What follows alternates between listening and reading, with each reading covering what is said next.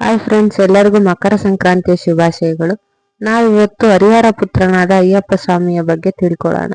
ಅಯ್ಯಪ್ಪ ಸ್ವಾಮಿಯ ಜನ್ಮ ರಹಸ್ಯ ಒಂದು ವಿಶೇಷ ಮತ್ತು ಕುತೂಹಲಕಾರಿಯಾಗಿದೆ.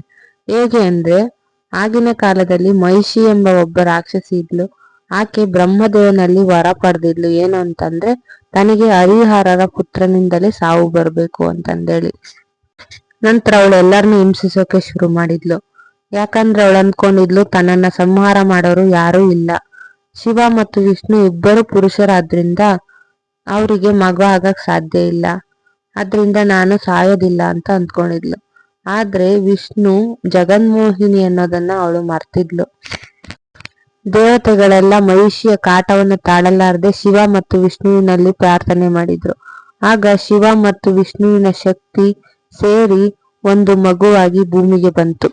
ಅದೇ ಸಮಯಕ್ಕೆ ಮಕ್ಕಳಿಲ್ಲದೆ ಪರಿತಪಿಸುತ್ತಿದ್ದ ದೈವಭಕ್ತನಾದ ಪಂದಳ ರಾಜ ಬೇಟೆಗೆ ಹೋಗಿದ್ದ. ಪಂಪಾವತಿ ತೀರದಲ್ಲಿ ಮಗು ಅಳುವುದನ್ನು ನೋಡಿ ಅಲ್ಲಿಗೆ ಬಂದ.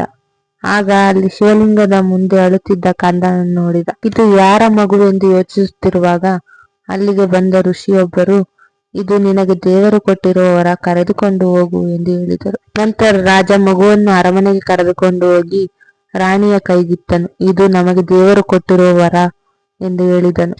ರಾಣಿ ತುಂಬಾ ಖುಷಿಪಟ್ಟಳು.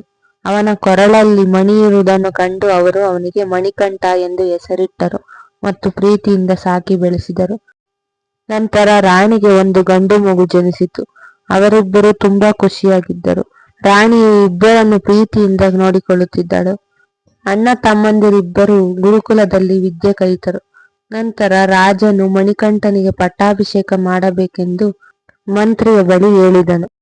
ಆದರೆ ರಾಜ್ಯವೆಲ್ಲ ತನ್ನದೇ ಆಗಬೇಕೆಂಬ ದುರಾಸೆ ಇದ್ದ ಮಂತ್ರಿಯು ರಾಣಿಗೆ ಸ್ವಂತ ಮಗನಿಗೆ ಪಟ್ಟ ಕಟ್ಟುವಂತೆ ಸೂಚಿಸಿದನು ಮತ್ತು ಸಾಕಿದ್ದ ಮಗನಾದ ಮಣಿಕಂಠನನ್ನು ಕಾಡಿಗೆ ಕಳಿಸುವಂತೆ ಹೇಳಿದನು. ಮಣಿಕಂಠನ ಪಟ್ಟಾಭಿಷೇಕವನ್ನು ತಪ್ಪಿಸಲು ರಾಣಿಯು ತನಗೆ ಹೊಟ್ಟೆ ನೋವೆಂದು ನಟಿಸಲು ಪ್ರಾರಂಭಿಸಿದಳು.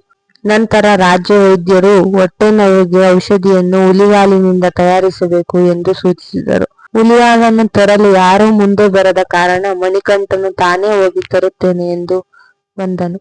ಆದರೆ ರಾಜನು ಇದನ್ನು ಒಪ್ಪಲಿಲ್ಲ. ಆದರೆ ತಂದೆಯನ್ನು ಒಪ್ಪಿಸಿ ಮಣಿಕಂಠನು ಕಾಡಿಗೆ ನಡೆದನು. ಕಾಡಿನಲ್ಲಿ ಏನಾಯ್ತು ಅಂತ ನಾಳಿನ ಸಂಚಿಕೆಯಲ್ಲಿ ನೋಡೋಣ. ಇದೇ ತರ ಭಕ್ತಿ ಪ್ರಧಾನವಾದ ವಿಡಿಯೋಗಳಿಗೋಸ್ಕರ ಭಕ್ತಿ ಕಥಾ ಚಾನಲ್ ಅನ್ನ ಸಬ್ಸ್ಕ್ರೈಬ್ ಮಾಡಿ, ಲೈಕ್ ಮಾಡಿ. Thank you.